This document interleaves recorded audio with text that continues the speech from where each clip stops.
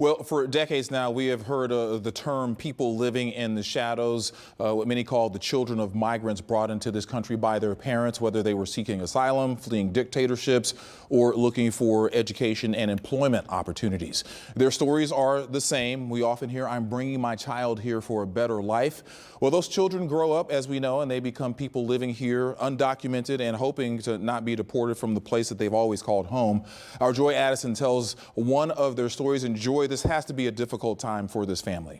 Yeah, Keith, that's right. The person whose story I'm telling today, she goes by the name G because she wants to stay undocumented. She doesn't want to use her real name, but she's one of those people that's living in the shadows. So she's chosen to hide her identity. She says her life has always been a bit difficult. She can't travel by plane. She doesn't have a driver's license, and she could not enroll in college because she doesn't have a social security number. But she says about 2 weeks ago, her entire life, her world, turned upside down. And she says life has been even more complicated with the start of the Trump administration's mass deportation plans. She's chosen to hide her identity for this reason. I was brought here when I was months old. It wasn't even a year yet. I came over here with my mom and my dad, and I've been here ever since. My life has been here. I've known nothing else but here. I am undocumented. Have you ever applied for status here? So I tried to apply for the DACA program, but because it's hard to find a job here, especially being undocumented, so the funds for that weren't really there. So what were your thoughts when you first started hearing about the changes in administration and the changes that the administration were making for status here? When I leave my door, if it's a quick trip, my son will stay home with his dad. Because that fear of, what if I go buy milk? What if I go buy eggs? Something quick, right? And here come ICE agents. And there I go.